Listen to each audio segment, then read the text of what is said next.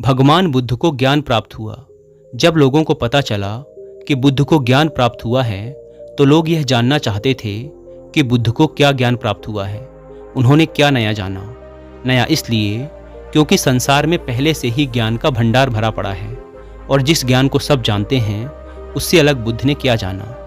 एक दिन बुद्ध के पास एक व्यक्ति आया और उसने बुद्ध से कहा, हे बुद्ध, मैं एक ज्ञानी व्यक्ति हूँ। मैंने सभी शास्त्रों का गहन अध्ययन किया है, मैंने वेद पुराणों का अध्ययन किया है, मैंने गहन चिंतन मनन किया है। मैंने सुना है कि आपको भी ज्ञान की प्राप्ति हुई है।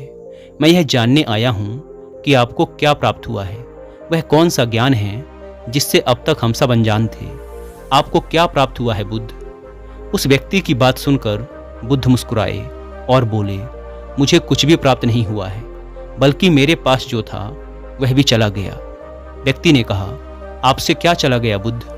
बुद्ध ने कहा, लोभ, मोह, माया, लालच, ईर्ष्या, क्रोध, कामना, इच्छा, वासना, ये सब मुझे छोड़ चुके हैं। वह व्यक्ति बोला, फिर आपने क्या पाया बुद्ध? बुद्ध ने कहा, कुछ भी नहीं। इस पर वह व्यक्ति बोला, फिर लोग ये क्यों कहते हैं कि आपको ज्ञान की प्राप्ति हुई है? क्या आपने ज्ञान प्राप्त नहीं किया? बुद्ध मुस्कुराए और बोले, मैंने ज्ञान प्राप्त नहीं किया। ज्ञान तो सर्वत्र है, कण कण में व्याप्त है, उसे प्राप्त करने की आवश्यकता नहीं है।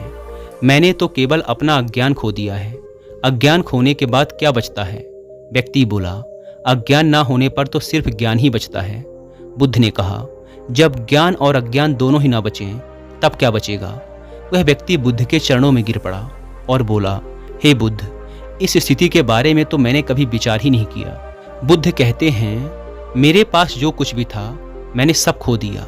सब छूट जाने के बाद मुझे पता चला कि जिन चीज़ों से मैं प्रेम कर रहा था, जिन चीज़ों को मैं पाना चाहता था, वह सत्य ही नहीं थी।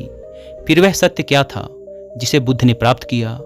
बुद्ध कहते हैं कि मैंने सब कुछ खो दिया, तब मुझे ज्ञान दिखाई पड़ा। लेकिन इसके विपरीत हम सब कुछ पाना चाहते हैं। बुद्ध खोने की बात करते हैं और हम पाने की बात करते हैं। हम ध्यान करते हैं ज्ञान प्राप्ति के लिए, लेकिन क्या हम स्वयं को अज्ञानी मानने के लिए तैयार हैं? क्योंकि जो ज्ञानी है उसे ज्ञान प्राप्त करने की क्या जरूरत है, क्योंकि वह तो पहले से ही ज्ञानी है। और एक समस्या यह भी है कि हम अपने आप को ज्ञानी मानते हैं और ज्ञान भी प्राप्त करना चाहते हैं। भला यह कैसे संभव है? क्योंकि ज्ञान तो उसे ही हासिल हो सकता है जो अज्ञानी हो। पहले तो हम यही नहीं समझ पाते कि ज्ञान क्या है और अज्ञान क्या है। ध्यान से समझने का प्रयास करोगे तो पाओगे कि जिसे हम ज्ञान समझ रहे हैं वह अज्ञान ही है। हमारा ज्ञान ही हमारा अज्ञान है। उदाहरण के लिए, हमारा ज्ञान कहता है कि हम श्वास लेते हैं और जीवित रहते हैं, लेकिन अगर ध्यान से देखोगे और विचार करोगे तो पता चलेगा कि हम कभी श्वास नहीं लेते। श्वास स्वतः ही चलती है, क्योंकि अगर हम श्वास ले सकते और बंद कर सकते तब हम कभी भी श्वास को बंद कर सकते थे और शुरू कर सकते थे। फिर कोई भी व्यक्ति मुर्दा ना होता। अगर मुर्दा होता तो मुर्दे भी सांस ले रहे होते। तब यह हमारा ज्ञान ही है जो कहता है कि हम सांस लेते हैं। धरती पर जब से मनुष्य आया है तब से अब तक मनुष्य एक ही प्रकार से चल रहा है। क्या आपने गौर किया? व्यक्ति गरीब हो या अमीर, सब में एक ही जैसी भावनाएं हैं।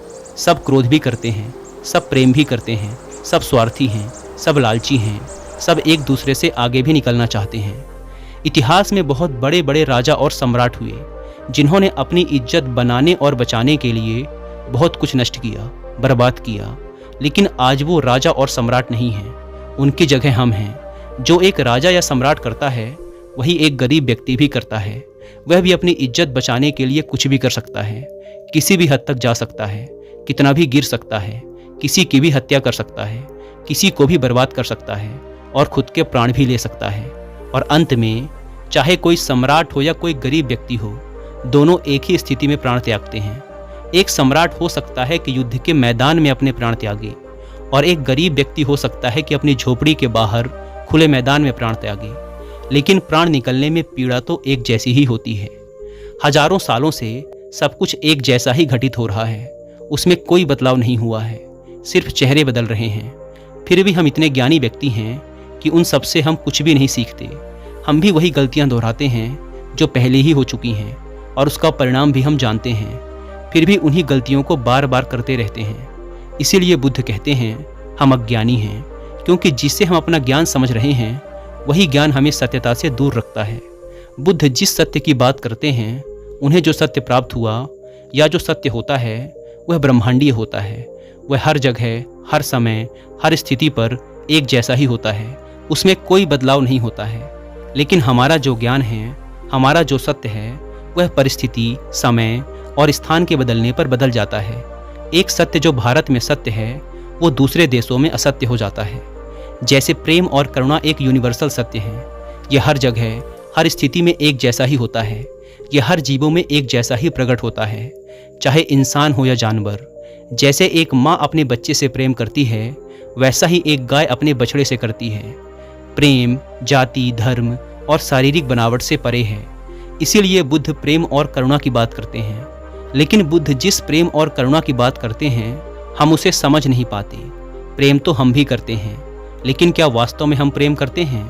एक पति कहता है, मैं अपनी पत्नी से बहुत प्रेम करता हूँ, लेकिन कुछ समय बाद वही पति अपनी पत्नी की हत्या कर देता है। अब यह कैसे संभव है कि जहाँ प्रेम था, अब उसकी जगह क्रोध ने ले ली?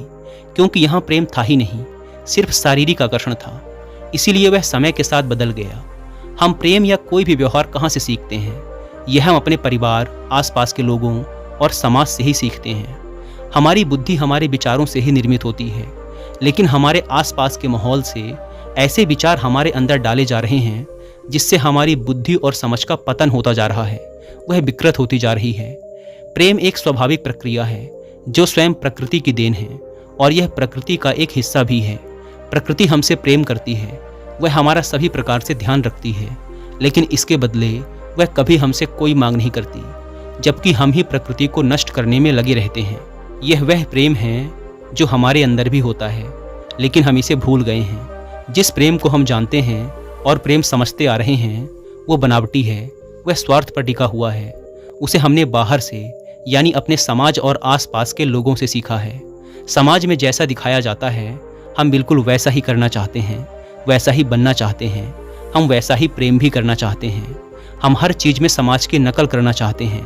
हम अच्छा दिखना चाहते हैं, लोग हमें देखें तो कहें कि देखो कितना प्रेम है इनमें।